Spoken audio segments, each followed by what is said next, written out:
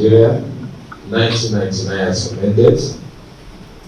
The tenure of the president, the vice president, the governors, and deputy governors of states of the Federation, except Anambra State, Bayelsa State, Edo State, Ekiti State, Imo State, Kogi, Ondo, and Osun States, will expire on the 28th day of May 2027, while membership of the national and state assemblies will stand dissolved on the 8th day of June 2027. Pursuant to Section 76, subsection 2, 116, subsection 2, 132, subsection 2, and 178, subsection 2 of the Constitution of the Federal Republic of Nigeria 1999 as amended, elections to the said offices shall hold not earlier than 150 days and not later than 30 days before the expiration of the term of office of the holders. This action we are taking today is pursuant to the provisions of the Constitution of Nigeria, and in particular Section 28, subsection 1 of the Electoral Act 2022, which mandates the Commission to publish the notice of election not later than 360 days before the date appointed for the election. Let me reiterate that the authority and power to publish the date of election is that of the Independent National Electoral Commission. The 2027 general election will be held nationwide for the following offices. Number 1, President and Vice President of the Federal Republic of Nigeria, governors and deputy governors of the states of the Federation, except those states earlier mentioned, members of Senate, members of House of Representatives, exercise of the powers conferred on the Commission by the Constitution of the Federal Republic of Nigeria 1999 as amended, and the Electoral Act of 2022, and all other powers enabling it in that behalf. The Commission hereby sets in motion the electoral process for the 2027 general election and fixes the date of the 2027 general election as follows. 1. Presidential and National Assembly election will come on the 20th February 2027. 2. Governorship and State Houses of Assembly will be 6 March 2027. The detailed timetable and schedule of activities have been uploaded to the Commission's website this morning and circulated, or is being circulated to registered political parties and relevant stakeholders. All the 36 resident electoral commissioners and that of the FCT are hereby directed to publish the notices in each constituency in respect of which an election is to be held. These dates reflect our commitment to ensuring that our electoral processes are transparent, credible, and adhere to the provisions of our laws. In accordance with the approved timetable and schedule of activities, primaries will be conducted within the statutory period stipulated by law. Submissions of nomination forms by political parties will commence and close within the designated windows as provided in the schedule, which I have just released. Campaigns by political parties shall commence on the date specified by law and end 24 hours before the election. I must also take a moment to address the current electoral amendment bill that is pending in the National Assembly. This bill has sparked important discussions and concern among the various stakeholders in our democracy. We recognize the necessity of enhancing our electoral framework to ensure that it meets the ever-evolving needs of our society and reflects our aspiration for free, fair, and credible election.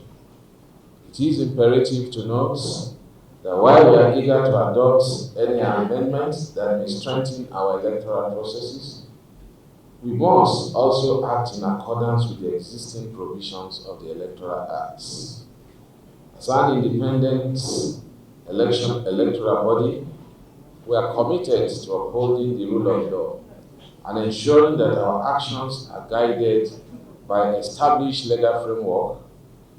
The timely announcement of the election date is a critical step in this process, allowing our stakeholders, political parties, civil societies, organizations, the electorate to prepare adequately for the election. As we move forward, INEC remains dedicated to engaging with all the stakeholders to foster a transparent dialogue regarding the proposed amendments.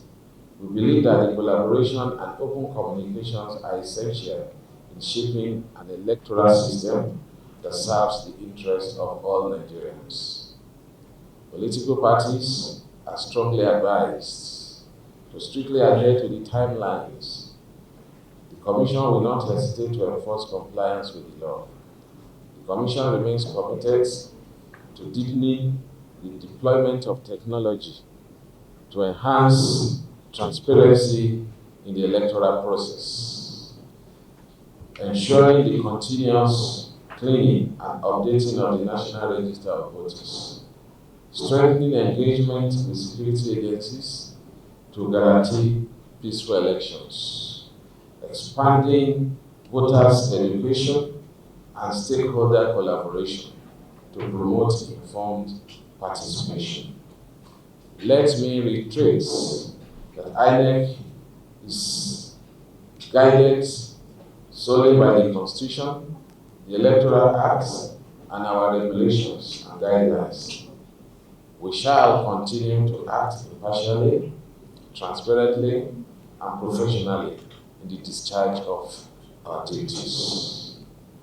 I call on all political parties to conduct peaceful and credible primaries, to shun violence and inflammatory rhetorics, and to uphold internal democracy.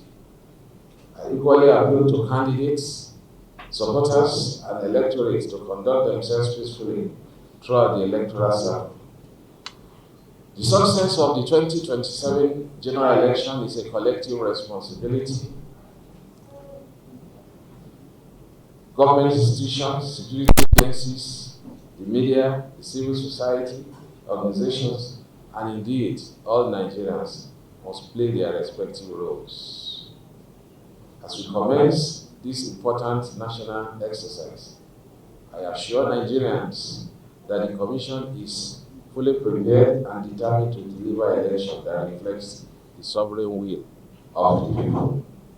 In conclusion, I urge all political parties, candidates, and citizens to begin preparing for this pivotal moment in our democracy. Let us work together to ensure that the electoral process is peaceful, inclusive, and reflects the will of our people.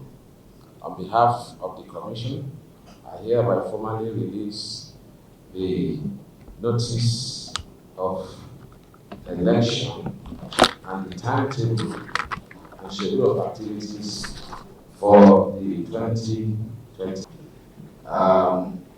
Is ongoing debate about transmission of results. The INEC has been transmitting results in 2022.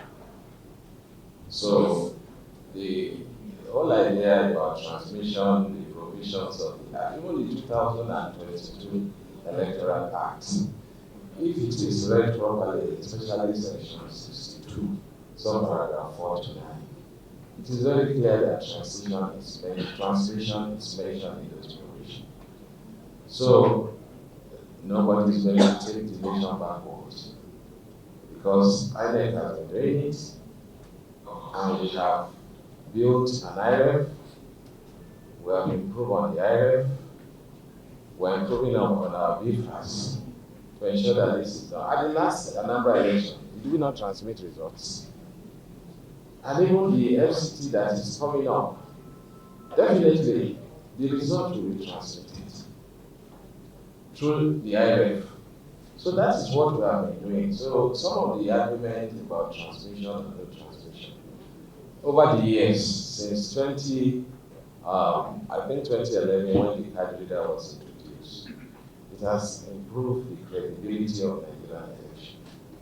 So INEC is committed to ensuring that we improve. I think the fear of everybody was what happened during the 2023 election, where there were some glitches, and it completely eroded the confidence of Nigerians. So on our part, in fact, I'm committed to even having a mock presidential election, so that whatever technology, you see, the delicate thing about technology is that if a technology is designed without being properly tested.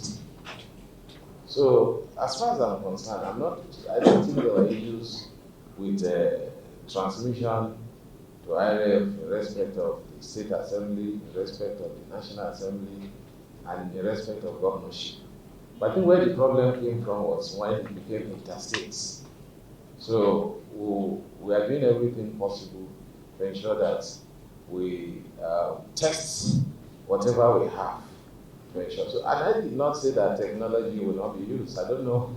People have been quoting, please, when you, the joys, like yesterday I was misquoted by what I said at the National Assembly, that I said I was going to build a hospital.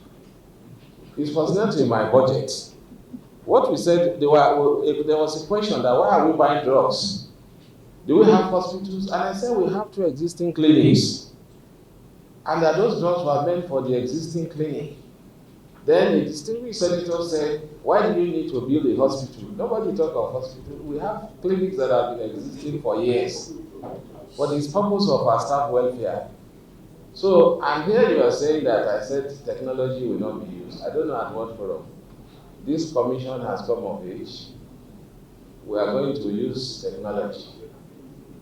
We have beavers that we have been using, and beavers is being improved upon, and beavers is being tested. Even last week, I went around FCT to ensure that we tested, the beavers have been reconfigured for FCT election, that we tested everything to be sure that they are in order. So the debate is going on. No matter how it ends, we already have our own system and internal machinery to ensure that the results are transmitted. So that is that on technology. The second question has to do with the amount that a lot of people felt about. Our election budget is not 1 trillion. Our election budget is about 873 billion. Compared to what we had during the 2023 election. Now, while we were at the National Assembly yesterday, my attention was drawn to the resolution of the House of Representatives that we should increase the amount that we pay to ad hoc staff, NY corpus. And by the time they worked it out, it came to about 32 billion, because we'll be using about 450,000 corpus. And I said to them, unlike what happened in 2023, we have doubled the amount that we are supposed to be paying corpus and other ad hoc staff. And that the bill they were bringing yesterday of 32 billion naira just for corpus. I said corpus, in every polling unit, you have 4 pool officials. You have the presiding officer, you have APO1, APO2, APO, and APO3. So there are 4 of them. So by implication, by the time you are increasing to the amounts that you are doing for NYC corps members, you are also going to have to implement the same for APO1, APO2, APO3. Now multiply 32 billion. times 4. Just for ad hoc staff, the cost of training. So in fact, substantial part of the money goes for training. It's how you train ad hoc staff, rap tech, and all those. Then you are now talking also of inflation and forex. When you compare it to the 2023 election, we have even been modest in ensuring that the cost of the election is kept within bounds. Because if everything has a cost, if you are really going to give the cost of an election in Nigeria, for instance, I can tell Nigerians, I need a police, a law enforcement agent of my own, an agency that I know is 100% controlled by INEC. I will prepare for that. I can also say that I need to build my own network so that I am very sure. But despite these deficiencies, we are going to put everything possible not to disappoint Nigerians. We are going to be working with relevant agencies, the law enforcement agencies. We are going to be working with other professional bodies, IT bodies, to ensure that the problems we had in the past, we do not encounter them. So that is our mission, and so why not? We'll do our best to ensure that within the budget limits that we have, we give Nigeria what they desire. The other question you asked, this is a purely constitutional and statutory responsibility that I have here. So thank you for that. The one on election, you are talking of an election in one day, isn't it? Is it? Off-cycle election is a constitutional matter. For instance, we cannot delay a number election which held in November till next year because of the provision of Section 76. Section 11, I have already referred to those constitutions, that election must take place at least not later than 150 days to the expiration of the tenure are not ending the same time. So that is why the election have to come as off-cycle election. You know, there were a lot of judicial processes involved, election petition tribunals, some governors were removed, and then those that eventually got on the ballots, they now have to start their tenure afresh. So it's for that reason that we cannot have the same time, election at the same time with those states that are involved. Thank you very much.